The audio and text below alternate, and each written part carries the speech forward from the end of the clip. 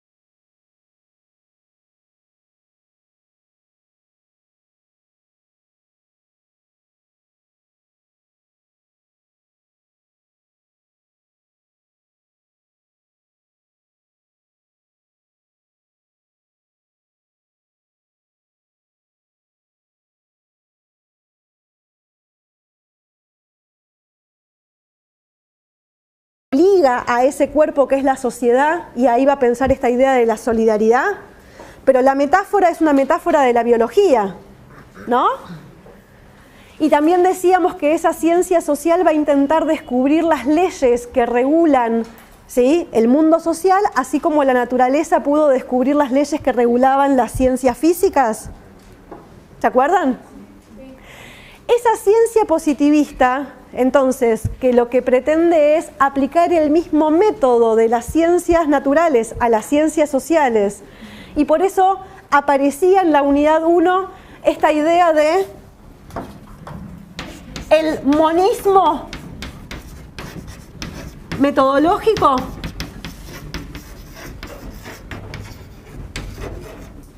¿Qué es esto del monismo metodológico? Exacto, el mono no hace referencia al animal, digamos mono, sino que mono significa uno, ¿no? No sé, bueno, lo que sea, ¿sí? Esa ciencia positivista, ¿sí?, o la manera de encarar la sociología de manera positivista, supone que entonces yo voy a usar el mismo método de las ciencias naturales hacia las ciencias sociales. Por eso decía también Durkheim que hay que intentar estudiar a los hechos sociales como si fueran cosas, ¿sí? Intentar, medir, ¿no?, describir un objeto de las ciencias sociales como si fuera un objeto físico. ¿Sí? Sí. Hay algo que no me cierra mucho. Dale. El tema de, cuando viene la frase, el tema del positivismo. Sí. El materialismo positivista, por ejemplo, yo tenía entendido que es más cientificista o más de la matemática, no tanto de las ciencias naturales como el idealismo, por ejemplo, que se llama... Eso no me cierra el tema del positivismo relacionado con las ciencias naturales, no lo entiendo. Ah, ¿no te cierra el positivismo con las ciencias naturales? Para mí era otra cosa. Bueno, Comte sería entonces... Sí. Comte es positivista, pero sí. Digo, Comte entonces sería de las ciencias naturales. No, no significa que sea de las ciencias naturales. Nosotros vimos en esta introducción de la materia que el momento o por lo menos lo que plantea Portantiero en su texto, es que la sociología se desarrolla cuando ya están avanzados ciertos procesos de la revolución industrial, ¿sí? La revolución francesa ya ha sucedido, digamos que ya estamos en un momento, dice Portantiero, la sociología es una ciencia un poco más vieja, o sea, que llega un poco más tarde, ¿sí? Ya para cuando ese mundo industrializado empieza a mostrar nuevos conflictos, por ejemplo. Mientras que quizás la ciencia política que se desarrolla antes es un poco más optimista, ¿sí? La sociología ya llega, digamos, a intentar resolver los conflictos de la época. Y esta idea de que sea una ciencia positivista tiene que ver con que hay un auge en ese momento de las ciencias naturales. Es decir, las ciencias naturales en ese momento están permitiendo conocer al mundo y transformar el mundo natural, por la medicina, por la biología, ¿sí?, al deseo, al provecho, al aprovechamiento de la sociedad humana, ¿sí? El desafío positivista en el caso de las ciencias sociales es ver si es posible, adoptando un método parecido por parte de las ciencias sociales, ¿sí?, un método parecido respecto del que hacen las ciencias naturales, aplicarlo a los fenómenos sociales, ¿sí? Y a eso es lo que se conoce como esa corriente positivista. Entonces yo te diría, ¿las ciencias naturales son positivistas? Y quizás no es una discusión que tenga mayor sentido, porque diría sí, pretenden un conocimiento positivo. ¿Qué quiere decir? Además, ¿por qué positivo? ¿Qué quiere decir que sea positivo? Favorable. Efectivo, ¿sí? En realidad va a decir Portantiero que esa idea de positivismo o de una ciencia positiva se opone a lo que en ese momento era una filosofía negativa.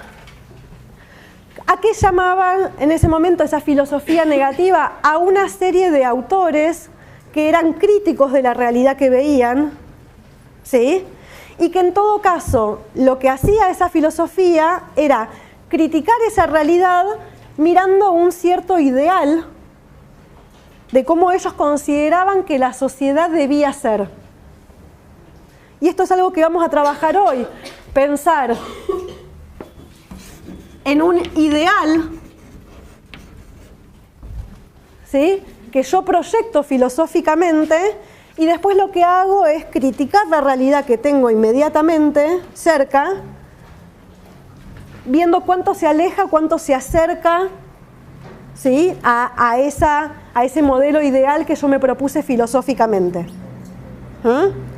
Por eso dice Portantiero que era una filosofía negativa, porque era una filosofía que lo que hacía era una crítica sobre esa realidad.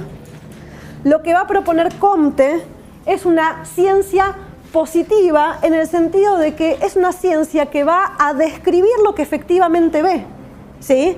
Tenemos que ver las cosas tal como son, no guiándonos por un modelo ideal de cómo las cosas nos gustaría que fueran. Por eso se acuerdan que la semana pasada decíamos, si estudiamos a los hechos sociales como cosas, tenemos que aceptar en principio que las cosas no se modifican a voluntad.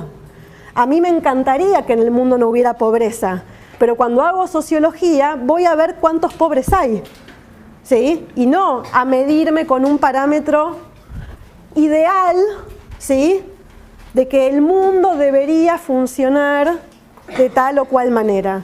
No, yo voy a hacer una ciencia que me diga lo que efectivamente tengo. Y para eso voy a precisar usar un método empírico que me permita medir, mensurar y después entonces con eso describir esa realidad que estoy observando. ¿Sí? ¿Con esto? Por eso también Portantiero insiste, y ojo, Portantiero no incluye a Marx entre los padres de la sociología. ¿Por qué no lo incluye? ¿Por qué no lo incluye? ¿Por qué no usa qué?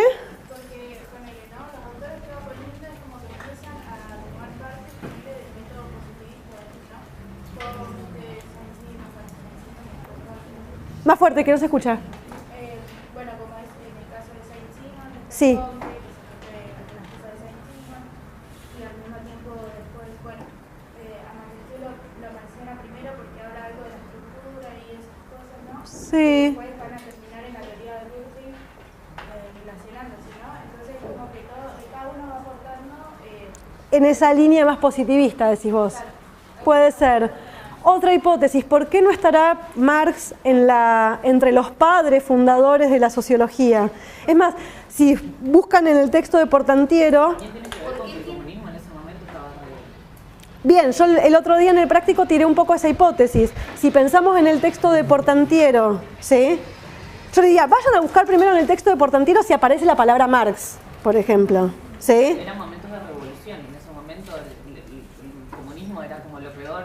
Sí, ojo, seamos más precisos. Se centra en el capitalismo nomás, quizás, en que todo lo tiene que ver lo económico. En cambio hay otros que no, tienen en cuenta un poco la historia y que hay otros factores. Vos decís, el marxismo se centra en el capitalismo. Como que el marxismo se centra más en el capitalismo, entonces Portantiero lo que hace es tratar de presentar otras opciones.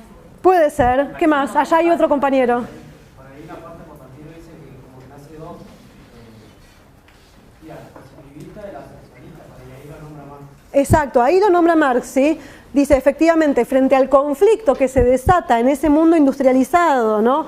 Esto que veíamos la otra vez en la clase con Horacio, ¿no? Masas obreras que están yendo a trabajar a las fábricas, una situación de desmembramiento social, hay dos respuestas. La respuesta que ofrece la sociología y la respuesta que ofrece el socialismo. Y ahí lo mete a Marx. ¿Qué más decía la compañera por acá? ¿Puede ser porque Marx no tiene un método de estudio específico? También, vinculado a lo que decía la compañera, ¿sí? Puede ser que como Marx no tiene una propuesta metodológica, y hoy vamos a ver, porque hoy vamos a empezar por lo que sería la propuesta metodológica de Marx, ¿sí? Hay una perspectiva que propone que es la que llama el materialismo histórico, ¿sí? Pero es cierto, es cierto que en Marx no hay, como en Durkheim, una preocupación por fundar la sociología. No. De hecho, el texto que vamos a ver hoy es el prólogo a lo que se llama la contribución a la crítica de la economía política. O sea que parece que a Marx le preocupa más la economía política, que vamos a ver qué será, que la sociología. Es cierto. Es cierto también lo que menciona el compañero, ante esa crisis las respuestas van a ser unas, pero Portantiero dice una cosa que a mí ayer lo repasaba y me llamaba la atención, porque Portantiero dice en algún momento que después toda la sociología se dedicó a pelearse con el marxismo. Y yo ahí dudé, dije, hay que ver, ¿sí? Porque quizás hay un montón de sociólogos marxistas que se dirían sociólogos y marxistas. No una oposición en que está la sociología por un lado y el marxismo enfrente. Pero sí hay quizás un elemento que tenemos que tener en cuenta respecto al texto de Portantiero, que era esto que mencionábamos hace algún par de clases, que es que Portantiero escribe esa introducción que nosotros leemos en el 85, cuando recién está recuperándose la democracia en Argentina, cuando recién están volviendo un montón de sociólogos y otros cientistas sociales exiliados al país, y donde quizás incluir al marxismo dentro de la sociología todavía era una cuestión a discutir. Hoy, o para Giddens, fíjense, para Giddens en el 70 era obvio que Marx estaba dentro de las teorías sobre lo social.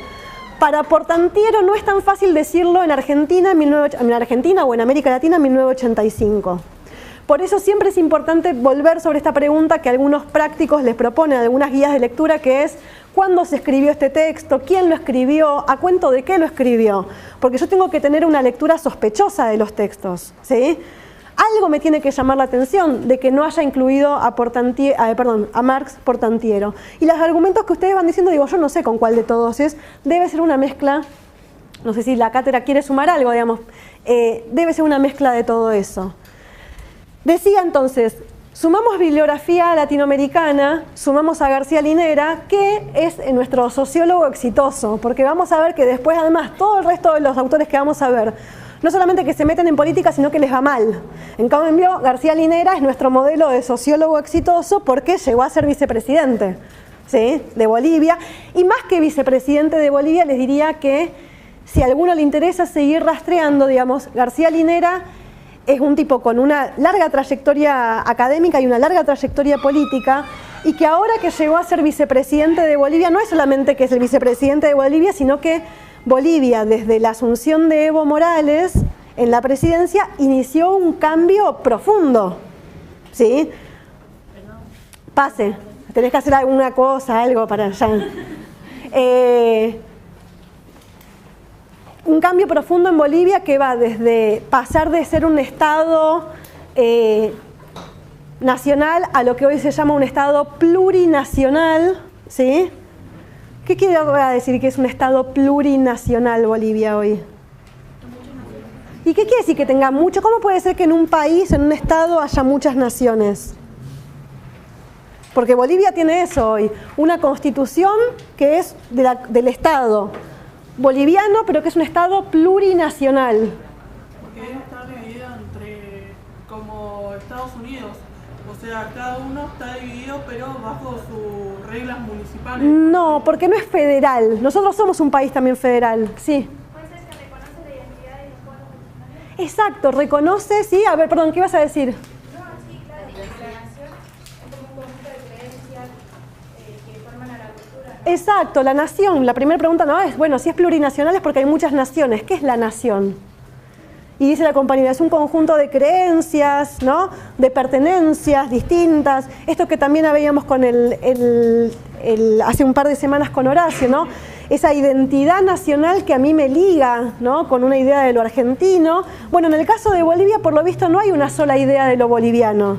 Hay una plurinacionalidad que tiene que ver con que hay un reconocimiento de esas comunidades indígenas que son anteriores al Estado boliviano, ¿estamos de acuerdo?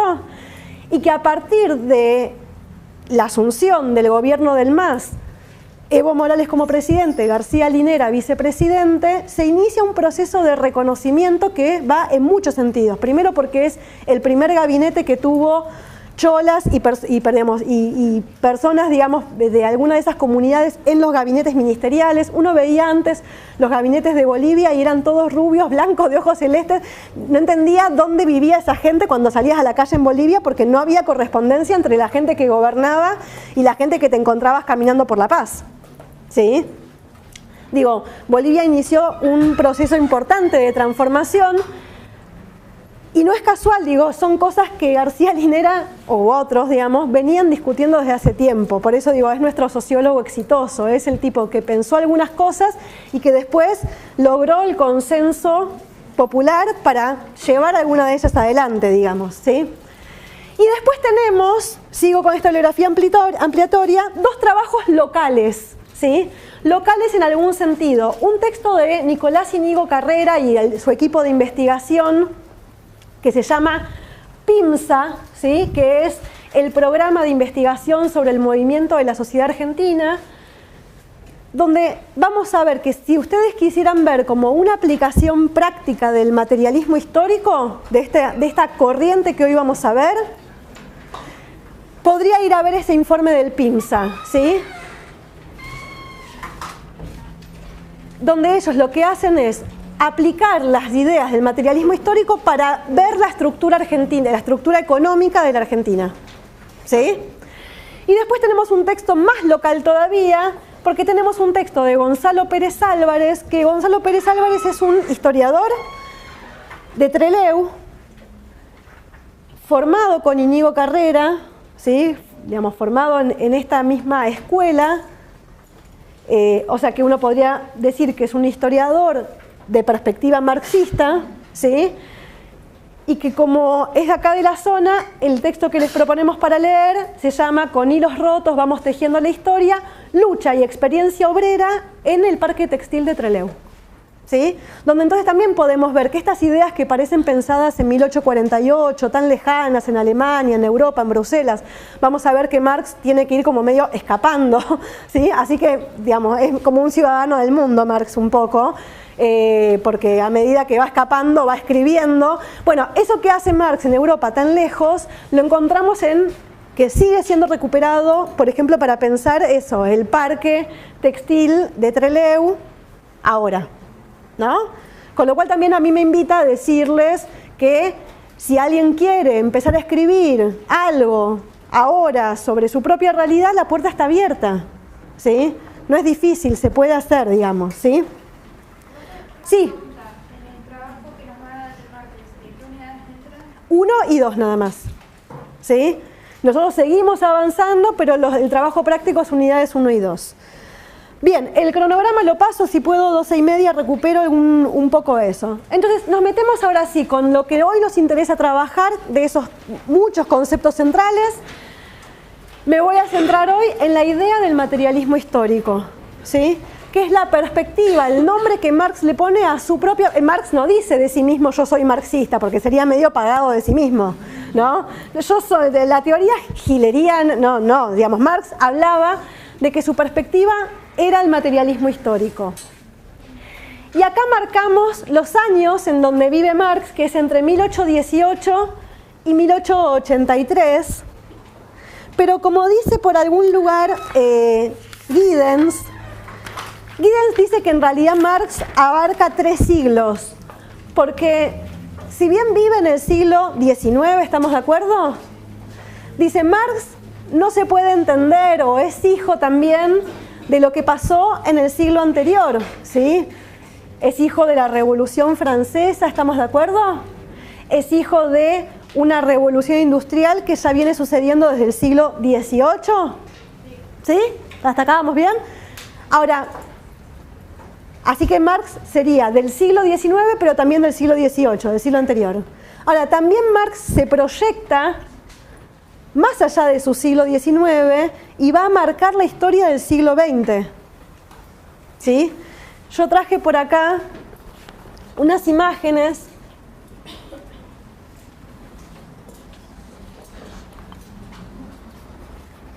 Esto es, bueno, el Museo de Lima, un Museo de Lima ahora tiene, hizo una muestra con, estos son tapas de libros, ¿sí? Muchas tapas de libros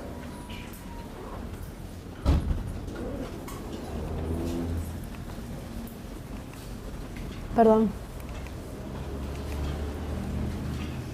Va. Muchas tapas de libros que no les puedo seguir mostrando,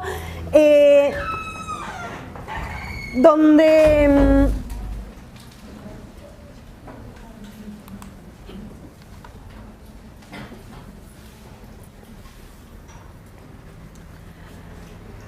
lo que mostraban acá en este museo en Lima son todos los libros que ustedes sabrán que en Perú hubo durante los primeros 80 un conflicto armado muy fuerte entre grupo guerrillero Sendero Luminoso contra el Estado peruano y el Estado peruano contra Sendero Luminoso, ¿sí?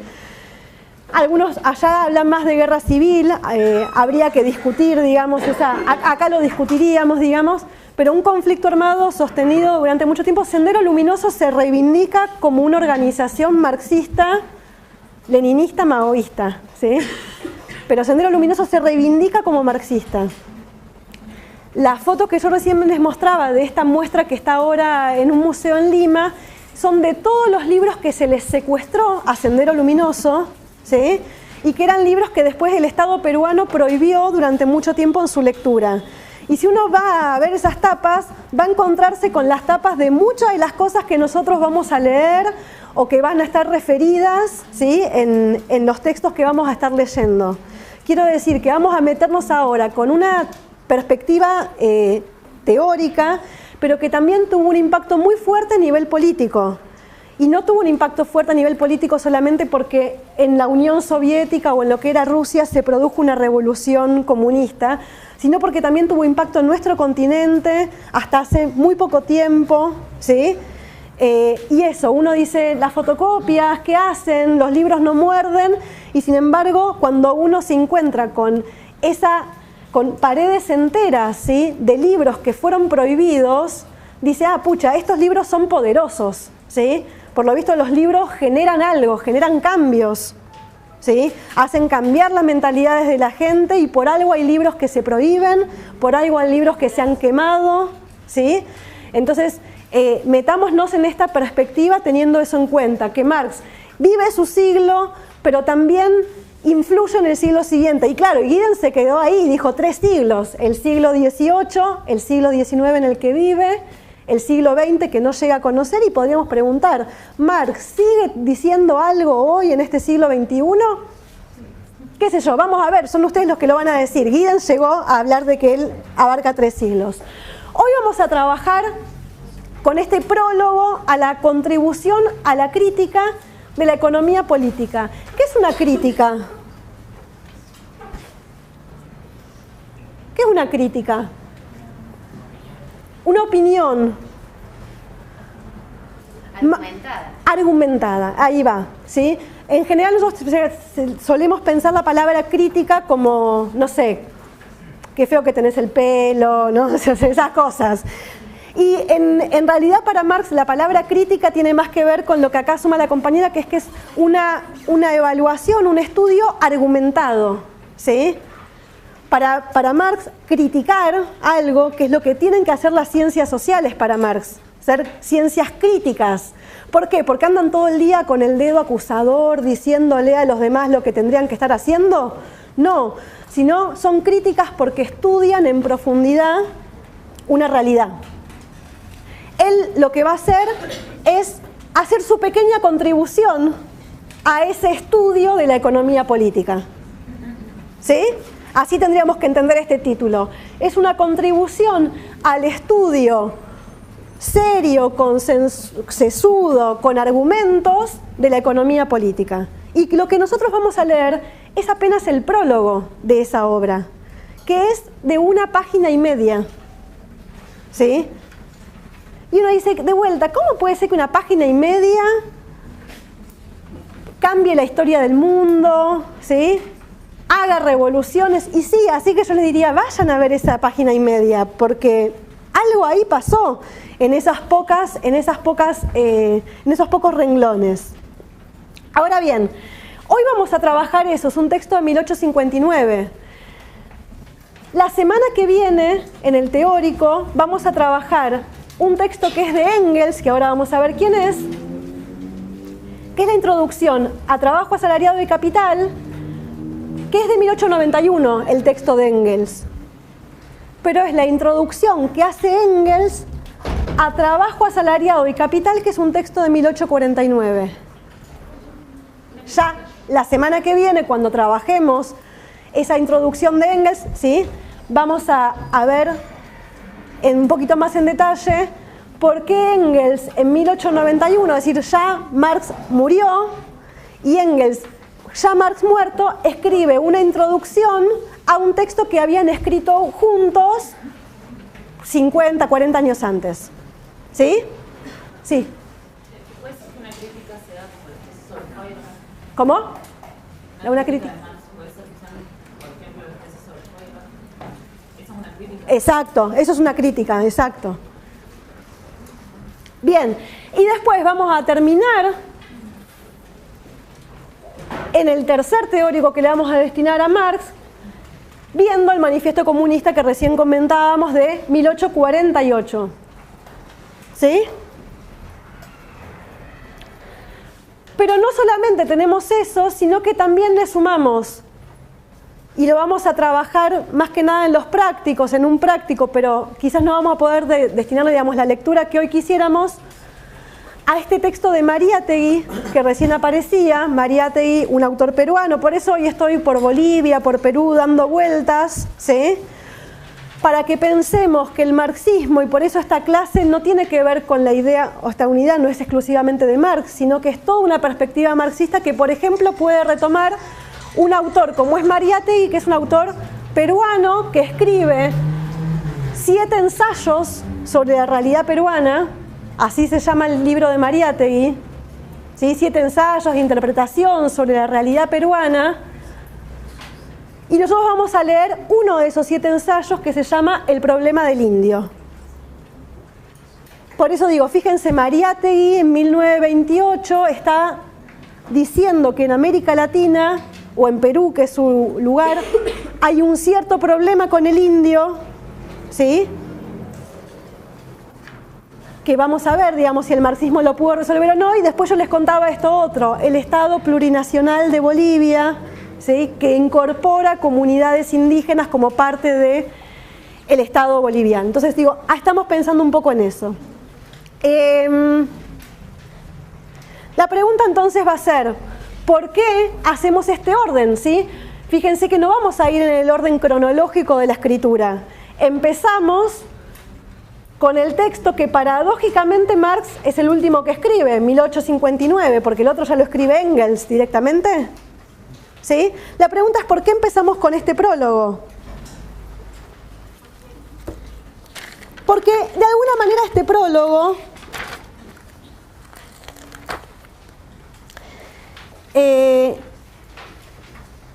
sintetiza, refiere, es como una carta de presentación del mismo Marx. Si ustedes quieren tener una charla, digamos, a solas con Marx, ahí la pueden tener, porque Marx lo que hace es presentarse a sí mismo en ese texto, ¿sí? Marx en ese texto nos va a contar su propio recorrido, ¿sí?, su propia historia, qué cosas escribió antes, qué cosas escribió, no después porque no sabe, digamos, pero qué cosas escribió antes para llegar a este prólogo en 1859. Y entonces en ese texto Marx va a referir también a los otros textos que nosotros vamos a mencionar. Marx va a mencionar el manifiesto comunista por ahí y va a mencionar trabajo asalariado y capital. También va a decir, porque después con Engels escribimos trabajo asalariado y capital. Y menciona ahí en el texto, en ese prólogo, unos papeluchos, dice él, ¿sí? Unos papeluchos que ahora vamos a ver de dónde venía Marx, pero Marx en el 45 se conoce con Federico Engels. Marx era alemán, venía formado sobre todo en la filosofía y en la filosofía del derecho, ¿sí? No viene entonces de una formación... Bueno, digamos eso, viene formado en principio en la filosofía y en particular en la filosofía del derecho. En el 45 se conoce con Engels, se encuentran, ¿sí? Ahí Marx dice, me encontré con Engels y nos veníamos intercambiando cartas, porque veníamos coincidiendo, habíamos llegado los dos por caminos distintos a un mismo resultado. Entonces, tipo Alcoyana se conocen, ¿sí? Y juntos escriben unos papeluchos, dice así Marx en el texto que ustedes tienen, en el prólogo, escribimos unos papeluchos que, bueno, las circunstancias no dieron, ¿sí? No dieron para publicarlo, entonces quedaron sometidos a la crítica de los roedores. ¿Qué quiere decir que quedaron sometidos a la crítica de los roedores? Claro, que quedaron ahí los papeles abandonados, comidos por las ratas, ¿sí? Pero no importó, dijo Marx, porque lo importante en ese momento para Engels y para mí era escribir eso para clarificar nuestras ideas, ¿sí?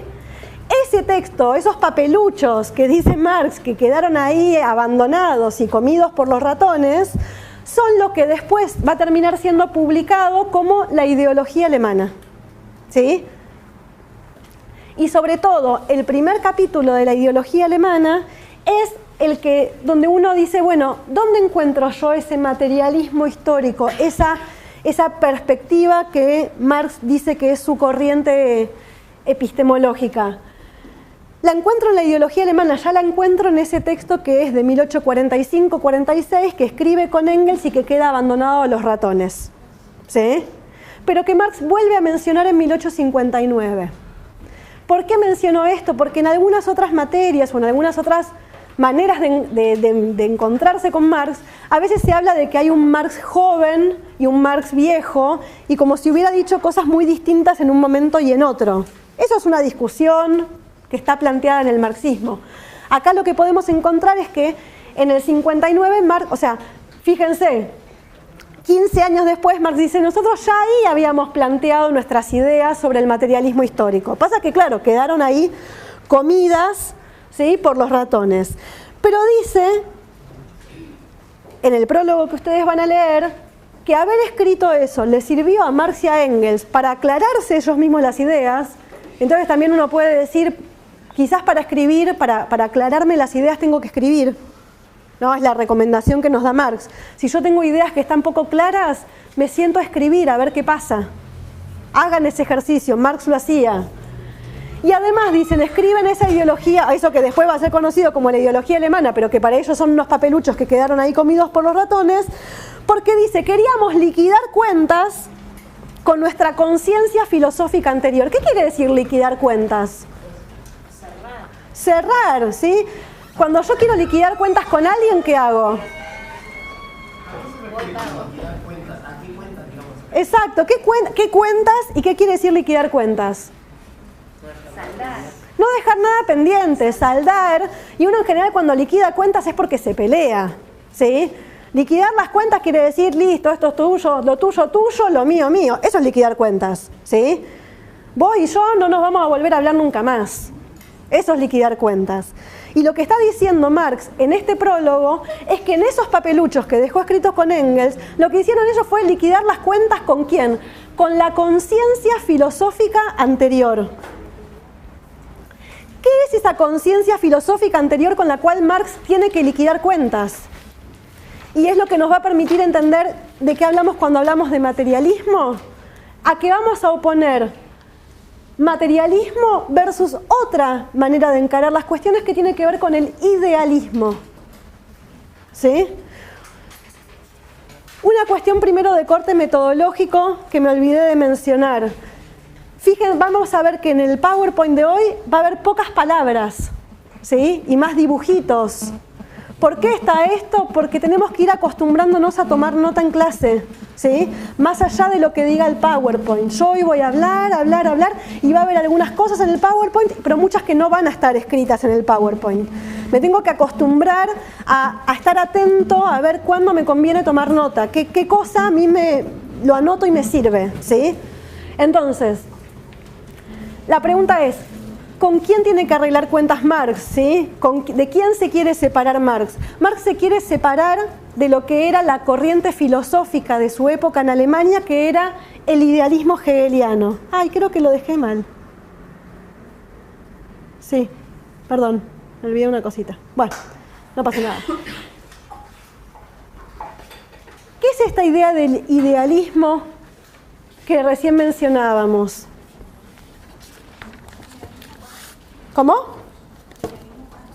Idealismo, sí, perdón, porque me traje una versión del PowerPoint vieja. La filosofía hegeliana, acá me quedó, de Hegel,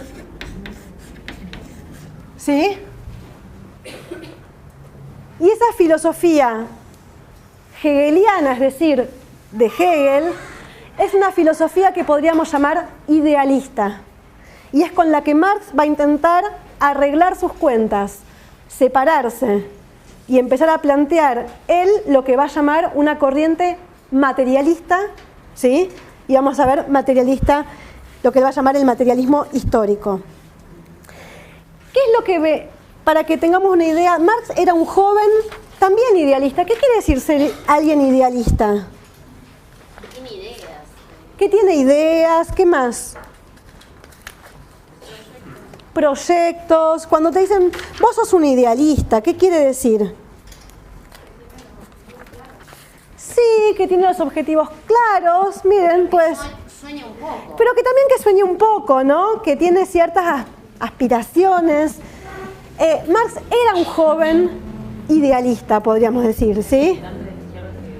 Un militante de izquierda hegeliano. Es verdad, cuando uno ve qué se ha dicho de Marx, se encuentra con que por un lado él viene formado en una filosofía hegeliana, que muy sintéticamente vamos a intentar hoy ver cómo pensaba Hegel el mundo, pero también es cierto que Marx está muy influido por esas ideas socialistas de Saint-Simon que ya mencionaba Portantiero.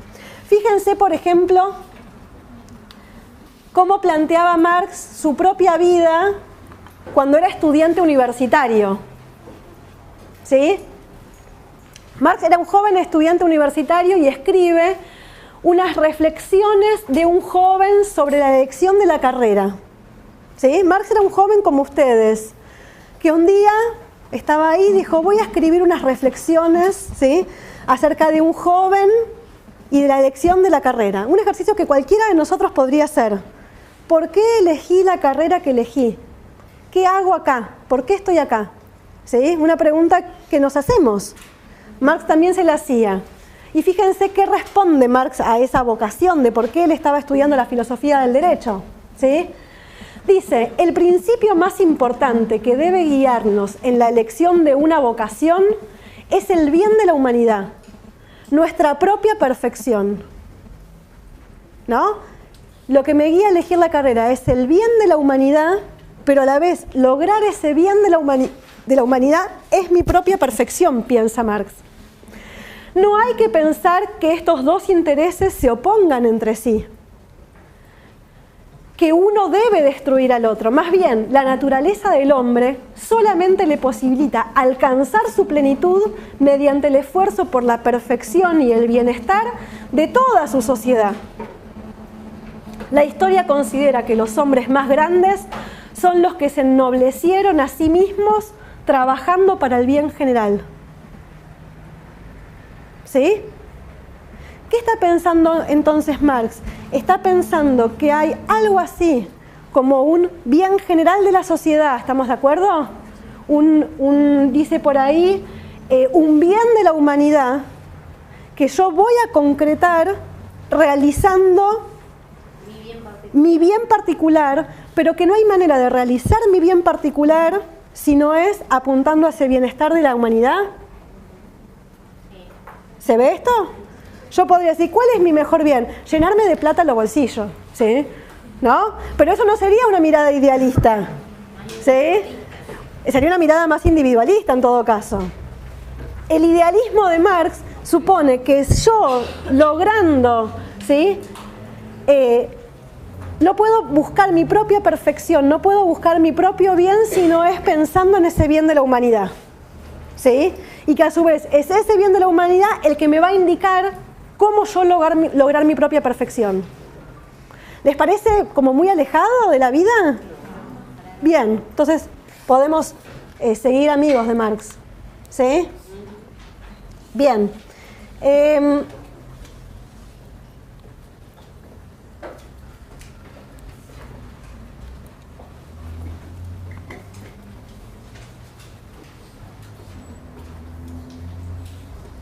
Bien.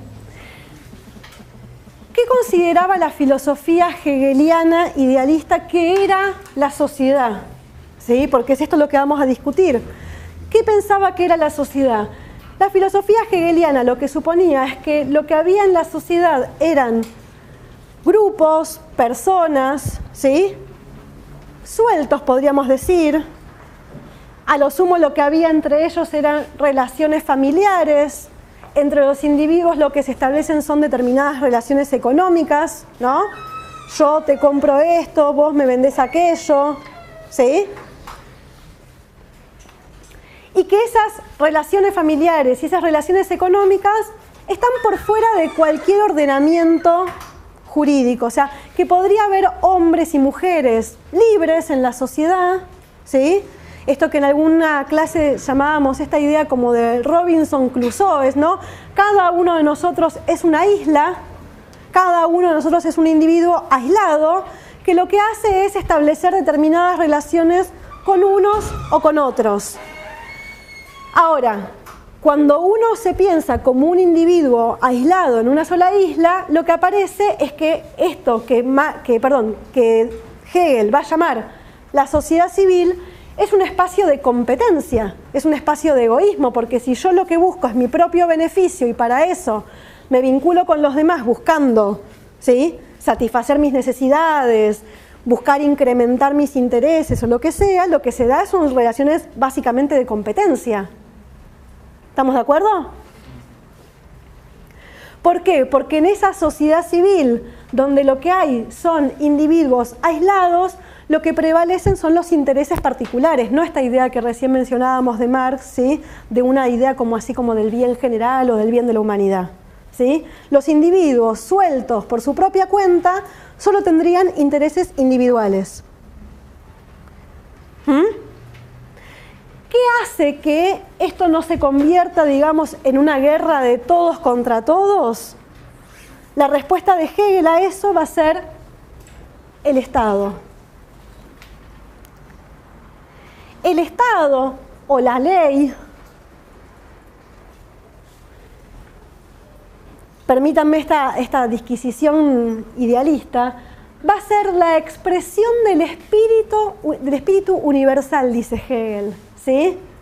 Hegel va a suponer que hay un proceso de civilización de la humanidad, ¿sí?, que nos va a llevar a un necesario progreso que Hegel venía viendo en su época, porque Hegel está también escribiendo en estos años donde lo que hay es un avance de la ciencia, una mejora en principio de las condiciones de vida, una mayor libertad de cada uno de los individuos, que ya no tienen que ser siervos de la gleba, esclavos antes, sino que son cada vez más individuos libres.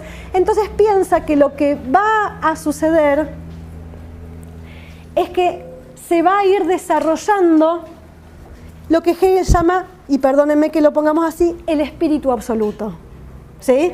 El espíritu absoluto, ¿sí? Un espíritu universal absoluto. Yo estoy simplificando y estoy, en realidad, ni siquiera estoy simplificando, estoy tirando algunas ideas de Hegel que seguramente no suenan coherentes, ¿sí? Y tendríamos que adentrarnos en esa filosofía idealista hegeliana para que esto haga mayor sentido. Pero sin poder hacer eso, porque no nos interesa en particular el idealismo de Hegel, también un poco es un tipo de filosofía que a veces se sostiene en nuestro propio sentido común, ¿sí? O por lo menos en cierto sentido común de las ciencias jurídicas. Las ciencias jurídicas dicen que una determinada cosa es ley, ¿por qué? Porque está escrita. ¿Pero por qué es esa y no otra? Porque el Estado lo determina. ¿Y por qué lo determina el Estado? ¿Y por qué eso sería más importante que los intereses? Porque es la ley suprema, ¿sí? O sea, que digo, Hegel habla de un espíritu absoluto y parece algo muy lejano, pero nosotros vivimos en un mundo donde entendemos que la ley es expresión de algo superior. Nosotros no decimos la ley es la ley del más fuerte, ¿o sí? No, queremos pensar que vivimos en un país en donde las leyes representan algo así como el bien común. ¿Pero el Estado está en lo cierto? Bueno, esa es la pregunta. ¿El Estado está en lo cierto? Esa va a ser una de las preguntas de Marx. O el Estado, vamos a ponerlo en otros términos, ¿es neutral? Porque no puede pensar en todo. ¿Puede pensar en todo el Estado? Decíamos la semana pasada, traíamos el conflicto de los fuegos artificiales, ¿se acuerdan? ¿Sí? De la nueva ordenanza del municipio que prohíbe el uso de fuegos artificiales. Y ahí yo les comentaba que veníamos escuchando a los vendedores de fuegos artificiales que estaban de los pelos, porque se les pudrió el negocio, ¿no? Ahí nos encontramos con que el Estado toma una decisión que beneficia a unos y perjudica a otros. La pregunta entonces es, ¿hay algo así como un interés general? ¿Hay posibilidad de dejar a todos contentos? Bueno, la filosofía hegeliana en principio pensaba que sí, que el Estado lo que iba a hacer era ordenar estas relaciones conflictivas que hay en la sociedad, ¿sí? Estos intereses contrapuestos, porque el Estado, en vez de pensar en el interés de uno o del otro, va a pensar en el interés general. Entonces, por ejemplo, el municipio de Comodoro Rivadavia va a prohibir el uso de la pirotecnia, porque si bien perjudica a algunos cuantos, ¿sí?, a los vendedores de pirotecnia, contribuye al interés general. ¿Por qué? Porque los niños autistas no van a sufrir cuando se tiran los petardos, porque los perros, porque el argumento que se dé. Y se supone que ese es un bienestar general más importante que el perjuicio del vendedor de pirotecnia, ¿sí? Es decir, que esta filosofía hegeliana, que como le digo es una filosofía idealista, ¿por qué? Porque parte de una suposición, ¿sí?, de considerar que es el Estado el que va a poder generar ese bien común, generar esa ley que ordene a la sociedad, no está basado en una comprobación empírica. No es que Hegel fue y se puso a leer las leyes y dijo, esta ley favorece a todos, esta no, ¿sí? No, es una cuestión de un desarrollo filosófico. Por eso les digo, si al que le interesa, se va a leer a Hegel y se va a encontrar con un desarrollo filosófico que lleva a esta conclusión, ¿sí? El tema es que el desarrollo es un desarrollo, como les digo, filosófico, no basado en datos empíricos. Sí.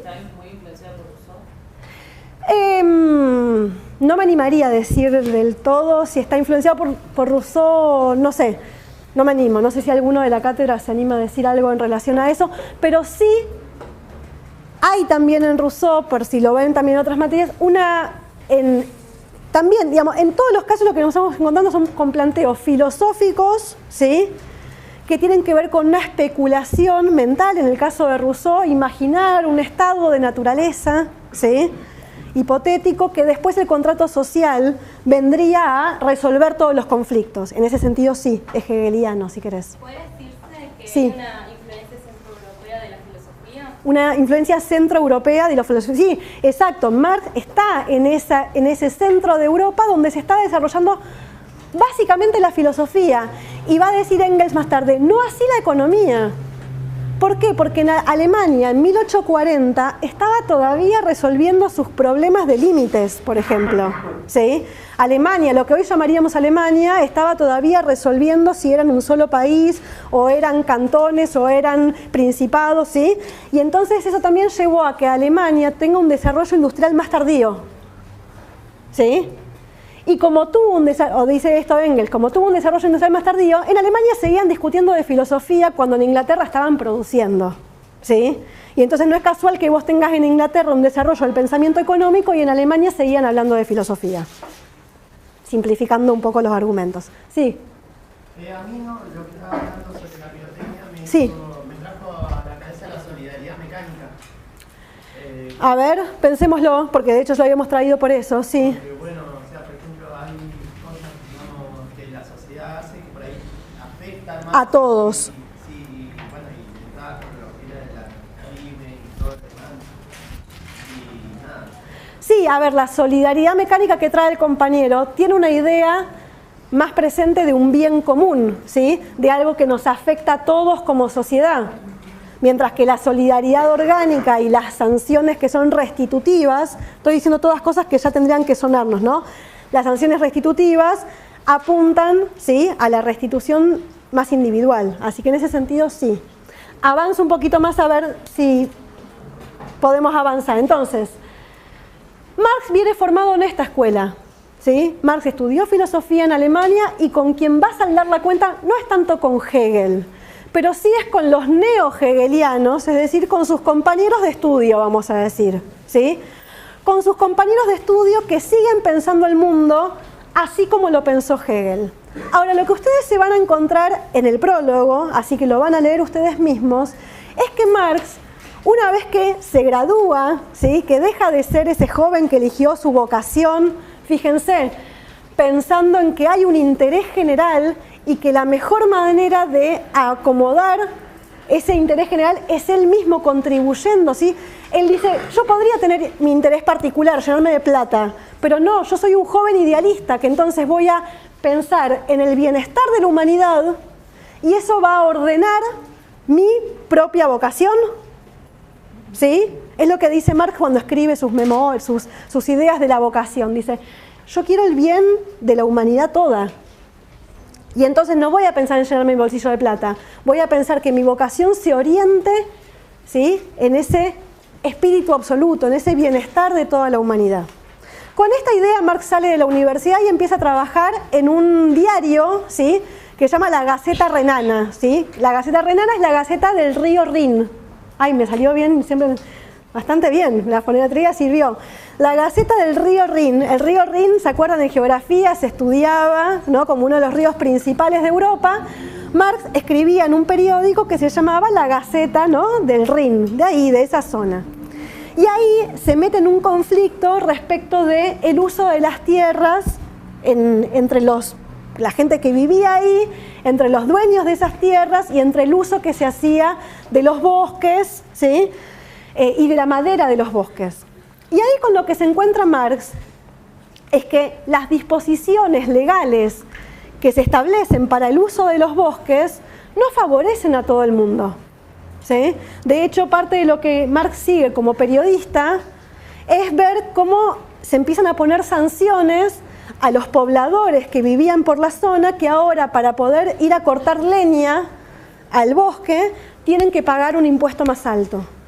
Y eso obviamente, imagínense, en Europa no había gas, no había electricidad, ¿sí? O sea, no tener acceso al bosque significa morirte de frío en invierno, ¿sí? Y ahí Marx se encuentra con que el Estado alemán no funciona como él suponía que debía funcionar el Estado o como Hegel había pensado que tenía que funcionar el Estado, que era generar el bienestar de todos, ¿sí?, el mayor provecho para todos, sino que se empieza a encontrar con que ese Estado juega a favor de unos o a favor de otros. ¿Cómo?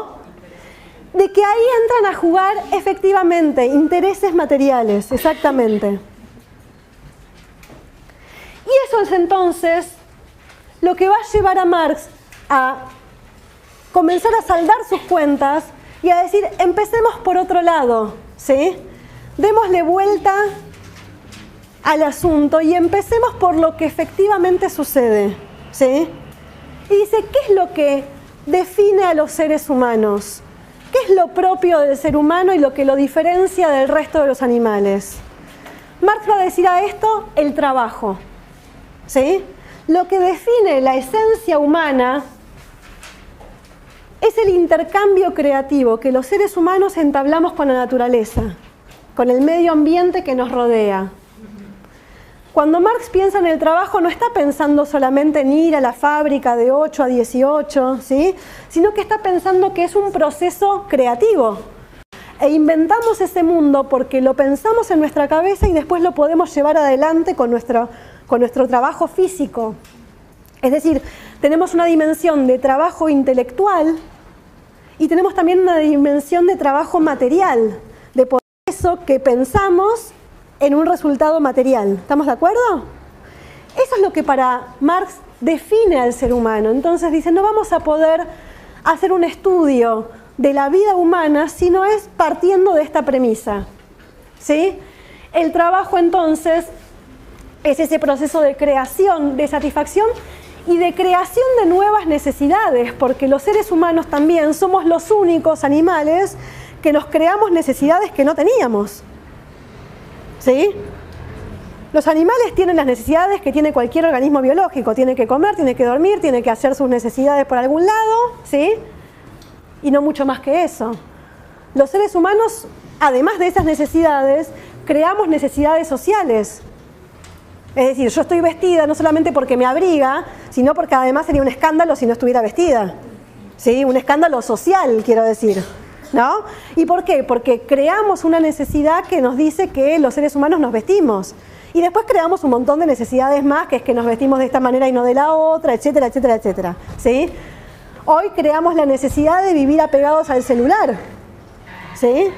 ¿Eso está en nuestra esencia humana? No, es una necesidad que, ojo, por ser social no es menos importante, ¿sí? Que para mí sea necesario la comunicación, no es que, es tan importante como comer, como dormir, ¿sí? Bien, entonces creamos, transformamos la naturaleza, pero en esa transformación que hacemos de la naturaleza, también transformamos la relación que tenemos con los demás. Es decir, nos vinculamos con los demás seres humanos a partir del trabajo. A partir de juntos crear un mundo distinto del que había antes. Entonces, en el trabajo, transformo la naturaleza, transformo las relaciones mías con otros seres humanos y también me transformo a mí mismo. Cuando yo produzco algo, también me estoy produciendo a mí mismo, estoy generando un cambio en mí misma. ¿Sí? Esta es como el telón de fondo que va a estar en la idea de Marx. La centralidad del trabajo. El trabajo como fundamento de la sociedad humana. Entonces, no voy a poder estudiar la sociedad humana si no es haciendo un examen, dice Giddens, un examen empírico de los procesos concretos de la vida social. Marx dice, a ese idealismo propuesto por Hegel vamos a oponerle comenzar por lo material, comenzar por la materialidad de la vida, de ver cómo los seres humanos producen y en esa producción transforman la naturaleza, se transforman a sí mismos y establecen relaciones entre ellos. ¿Sí? ¿Cómo lo dice esto Marx en el prólogo? El párrafo 4, no lo copien, van a ir a marcar su párrafo 4. A ver si leemos entre todos esto. Dicen, la producción social de su existencia, ¿sí? En la producción social de su existencia, es decir, yo para existir lo que hago es producirme, ¿sí? Y no lo hago sola, lo hago con otros. En la producción social de su existencia, los hombres, perdonen chicas el lenguaje misógino, pero Marx no puso recaudo en nosotras, pero hablaba de hombres y mujeres, ¿sí? En la producción social de su existencia, los hombres contraen determinadas relaciones necesarias e independientes de su voluntad, ¿sí? En su vida, las personas contraen determinadas relaciones que son necesarias e independientes de la voluntad. ¿A quién le suena esto de que sea independiente de la propia voluntad, pero que a la vez es necesario? A Durkheim. Durkheim, ¿qué decía que era necesario e independiente de la propia voluntad? ¿Cómo? La conciencia social, ¿qué más? La creación. Durkheim no sé si se mete mucho específicamente con la creación de Estado, sino toda la sociedad, ¿se acuerdan? ¿Sí? Lo que íbamos después a considerar cualquier hecho social, decíamos, era exterior al individuo, ¿no? Decíamos, la sociedad está antes de que yo llegue a ella y me tengo que ajustar, digamos, a sus normas, porque si no hay alguna forma de castigo, eso decía Durkheim. Acá Marx está diciendo que también los seres humanos llegamos a un mundo social donde contraemos determinadas relaciones que no elegimos nosotros qué relaciones establecemos. ¿sí? Sino que esas relaciones se nos imponen de manera necesaria e independiente de nuestra voluntad. Dice, son relaciones de producción, ¿sí? Que corresponden a una determinada fase de desarrollo de las fuerzas productivas materiales. ¿Qué está diciendo Marx? Que yo nazco, que yo vivo en un mundo, me desarrollo en un mundo en donde establezco determinadas relaciones con otros, que esas relaciones son relaciones de producción. Acá estamos estableciendo una relación de producción y alguien me dirá, pero si no estamos fabricando nada. Vaya si no estamos produciendo un conocimiento, no estamos con eso modificándonos a nosotros mismos, modificando la relación entre nosotros y con eso quizás modificamos la naturaleza. O sea que esta también es una relación de producción para Marx, ¿sí? La relación docente-alumno, sí. Que habla más que nada de que el ser social es el que constituye nuestra conciencia, o sea, nuestra digamos, sociedad es la que constituye la forma en que nos comportamos, por decirlo así, no lo que hacemos en nuestra conciencia. Bien, ¿se escuchó lo que dijo la compañera? Un poquito más fuerte, a ver si podés. Y yo me acerco así la... El social es el que constituye nuestra conciencia, o sea, nosotros, digamos que al mostrarnos en sociedad... Sí, no te van a escuchar eso, porque te va a escuchar el video. La sociedad es la que hace que, o sea, la sociedad construye nuestra propia conciencia. Eso es lo que más o menos habla ahí con esos lazos o relaciones de producción. Bien, pero algo así como que la sociedad constituye nuestra conciencia, ¿lo podría decir Durkheim? La sociedad constituye nuestra conciencia. ¿Durkheim estaría de acuerdo o en desacuerdo? ¿Qué piensan?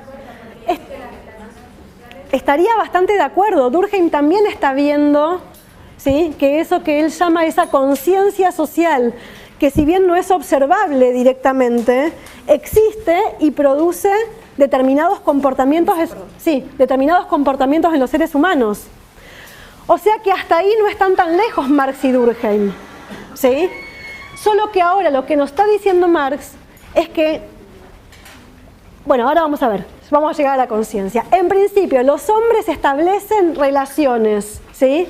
Y son relaciones que no son voluntarias, sino que son relaciones que nos vienen dadas y que nos vienen dadas de acuerdo al desarrollo de las fuerzas productivas materiales, ¿sí? Es decir, que no es lo mismo arribar a un mundo en donde hay fábricas, ¿sí?, que vivir en un mundo tribal en donde todavía no existían ciertas herramientas, que no es lo mismo tomar una clase como estamos tomando nosotros y dijimos que esto es una relación de producción, no es la misma la relación de producción que tenemos hoy nosotros, que existe esta universidad pública, gratuita, a que si tuviéramos esa relación de producción cuando, o en Chile, por ejemplo, ni siquiera hace falta irse a otro tiempo, sino a otro lugar, donde la universidad es privada, es paga, ¿sí? ¿Estamos de acuerdo que eso modifica nuestra relación de alguna manera?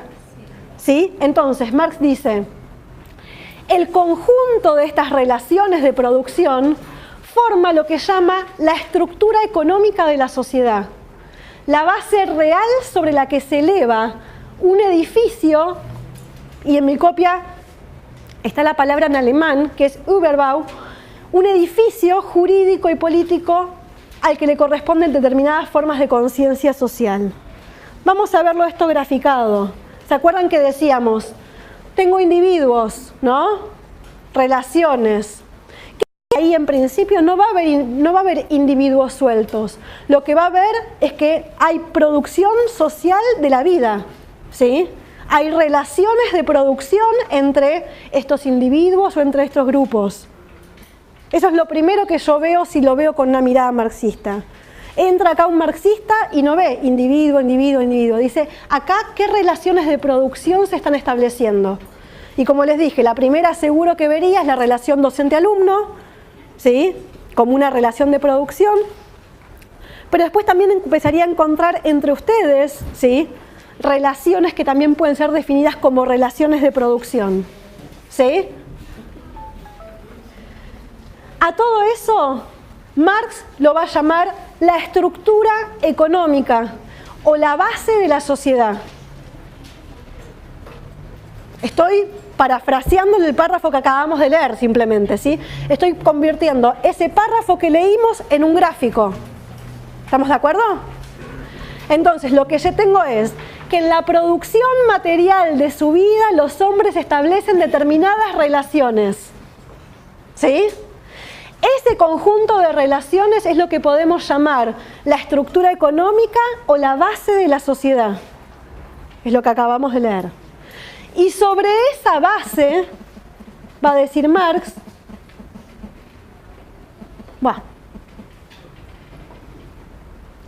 sobre esa base se monta, ¿sí?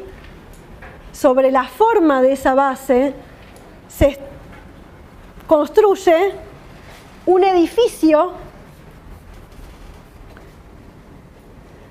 o una superestructura jurídica y política. ¿A qué va a llamar Marx esa superestructura jurídica y política? Al conjunto de ideas, a la conciencia social, a la vida espiritual, a las ideologías.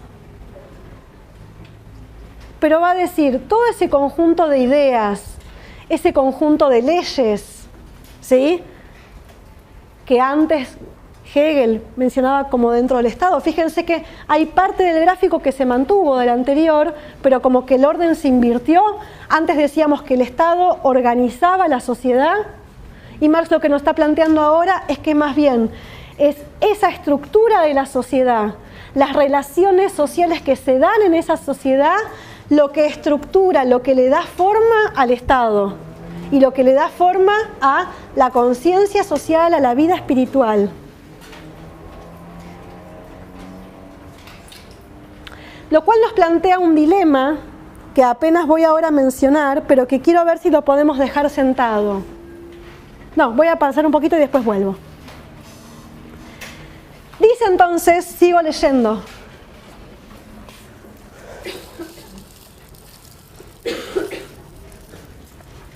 ¿Qué pasó acá?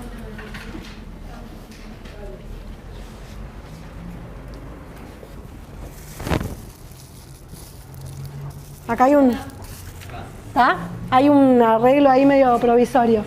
Dice, el modo de producción de la vida material, ¿sí?, determina el proceso de la vida social, política y espiritual en general. Y acá viene la frase trending topic, famosa, ¿sí?, de Marx, que dice, no es la conciencia del hombre, ¿sí?, la que determina su ser, sino por el contrario, el ser social el que determina su conciencia. Entonces volvamos a contraponer, igual está, es el párrafo 4 del prólogo, ¿sí? Habíamos visto que para el idealismo, ¿sí?, el mundo de las ideas, ¿sí?, la idea de este espíritu absoluto que yo les decía que refiere Hegel, condicionaba y organizaba el mundo material. Lo que en el mundo material hubieran sido un conjunto de conflictos, de intereses y de competencias, gracias al mundo de las ideas se acomoda, se ordena, resuelve de alguna manera sus conflictos. Lo que va a plantear el materialismo es el sentido contrario, que es el mundo material, cómo los hombres viven, qué relaciones de producción establecen, lo que condiciona el mundo de las ideas. Acá Marx está de alguna manera también oponiendo a la frase de Descartes que mencionamos la primera clase. ¿Se acuerdan? Dijimos, Descartes es famoso por su frase de pienso, luego existo, y decíamos, ese luego no es después empiezo, ¿sí? Pienso y eso me da la muestra de que existo. Marx va a decir, no, es tu existencia, ¿sí? No existe algo así como un pensamiento independiente de que vos existís, y existís en determinadas relaciones sociales de producción, ¿sí?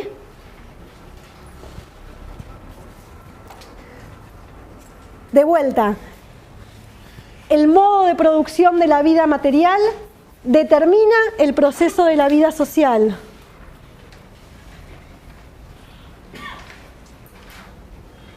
Me lo pasó mal el... Va.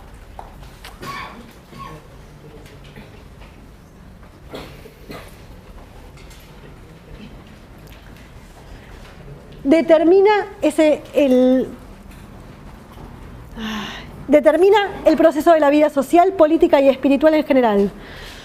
No es la conciencia del hombre la que determina su ser, sino por el contrario, el ser social ese ser social que está en sociedad, el que determina la conciencia. Entonces retomo la frase que decía la compañera, ¿sí? Porque la compañera había mencionado con buen tino que para Marx hay una conciencia, ¿sí? Una conciencia social que me dice quién soy en el mundo. Ahora, ¿va a haber una sola conciencia para Marx en este mundo, en todo caso?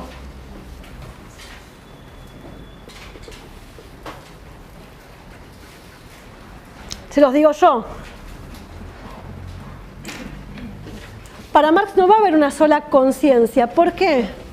Porque Marx, a partir de tomar esta decisión de abandonar el mundo de las ideas y partir del mundo del trabajo y partir de lo que los hombres materialmente han hecho, comienza su recorrido histórico, ¿sí? Por eso dice, mi perspectiva va a ser materialista y va a ser histórica. Tenemos que ir a ver cómo los hombres establecieron relaciones de producción en distintos momentos históricos. Y ahí van a ver en el prólogo que Marx va mencionando distintos modos de producción, porque Marx, también como Durkheim en este sentido, parte de la idea de la división del trabajo, ¿sí? Parte de la idea de pensar que los seres humanos somos seres que nos definimos por el trabajo, pero que básicamente lo que nos hace entrar en relación es que hay una división social del trabajo. Marx dice, la primera división social del trabajo fue la división sexual del trabajo.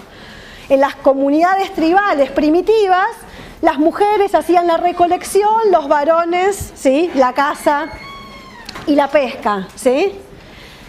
Y Marx va a ir trabajando en otros textos distintos modos de producción, hasta llegar al modo de producción burgués.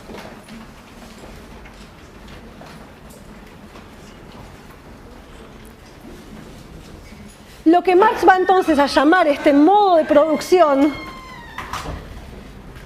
es un modo situado históricamente, ¿sí? Y por eso yo puedo comparar distintos modos de producción que combina un determinado desarrollo de las fuerzas productivas, ¿sí? Yo no podría tener capitalismo sin el desarrollo industrial, no podría haber tenido capitalismo sin el desarrollo tecnológico de la máquina a vapor que me permitió cruzar el mundo, ¿sí? Ir a venderle productos hasta el último indio que me esperaba del otro lado del planeta. ¿Estamos de acuerdo? Pero el modo de producción también se define fundamentalmente por las relaciones sociales de producción, ¿sí? Por cómo se organiza la producción. Y por eso yo puedo encontrar distintas maneras, como decía, desde esa sociedad tribal, ir viendo diferentes maneras en que se dieron relaciones de producción. Está horrible esto. Lo que se va a encontrar Marx, y esto lo vamos a trabajar más en detalle el viernes que viene, es que en el modo de producción capitalista hay una relación fundamental, que es la relación entre burguesía y proletariado. ¿Por qué se define esa relación? ¿Por la propiedad o no de qué? De los medios de producción. ¿Qué son los medios de producción? No, los medios. Cuando yo hablo de medios de producción, ¿qué quiero decir? Las máquinas, las herramientas, ¿sí? Esas fuerzas productivas, ¿sí? Lo que define al modo de producción capitalista es que esas fuerzas productivas, esos medios para producir, la fábrica, las herramientas, son propiedad privada de unos pocos, la burguesía, ¿sí? Y el proletariado, desposeído de esos medios de producción, lo que tiene que hacer es vender lo único que tiene, que es su fuerza de trabajo. Ahora, la pregunta entonces vuelve a ser, ¿Va a haber una única forma de conciencia para la burguesía y para el proletariado? No. Hay una conciencia de clase, dice la compañera por ahí, ¿sí? Si el ser social, el que determina mi conciencia, ¿sí?, debiera suceder que si yo soy obrero, tenga conciencia obrera, ¿o no? Y que si yo soy burgués, tenga conciencia burguesa, ¿estamos de acuerdo? Bueno, Marx va a pensar que eso debiera suceder, pero que también en el modo de producción capitalista, la clase burguesa, y digo clase y me anticipo a lo que vamos a discutir 2 semanas más adelante, que es una clase social, ¿sí?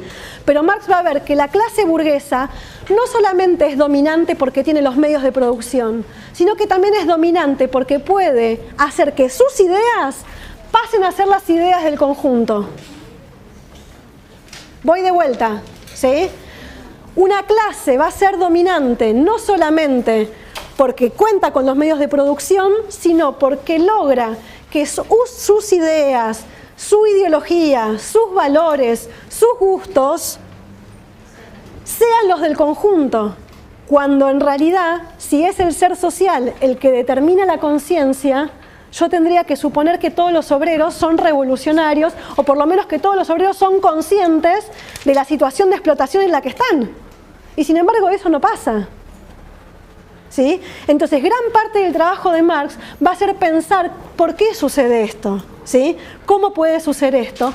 Y ahí dejo, y con esto cierro por hoy, la pregunta que nos plantea en torno de la ciencia. Porque, a ver, si es el ser social el que determina la conciencia, ¿sí?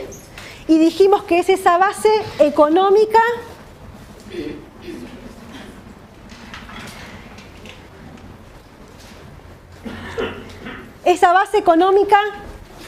la que genera esa superestructura. ¿No estaría también en esa superestructura la ciencia? Quiero decir, que a determinada estructura económica voy a tener determinadas ideas científicas. ¿Por qué la ciencia estaría al margen de esto? ¿Cómo hace la ciencia? ¿Cómo hace un científico para sacarse su pertenencia de esta sociedad y hacer ciencia neutral? La pregunta en realidad es más grave para Marx. ¿Toda ciencia es burguesa en el capitalismo entonces? Si yo estoy en un mundo que es capitalista y esa estructura económica capitalista determina la conciencia, ¿toda ciencia es burguesa? No me queda más que responder a esa burguesía o, como va a decir un cierto marxismo que podemos llamar cientificista, va a decir no, la ciencia tiene capacidad de abstraerse de esto. Un poco Marx va a proponer eso. Va a pensar que él puede hacer una crítica de la sociedad y que la ciencia va a poder hacer una lectura diferente. Pero, y con esto cierro, también nos vamos a encontrar con autores que van a romper con la idea de neutralidad científica. Y van a decir, yo no hago una ciencia neutral. Hago una ciencia o para los obreros o para la burguesía. En el capitalismo no hay ciencia neutral. O estás con unos o estás con los otros, ¿sí? Esta va a ser un poco, por ejemplo, la postura de Mariátegui, ¿sí? Si ustedes van a ver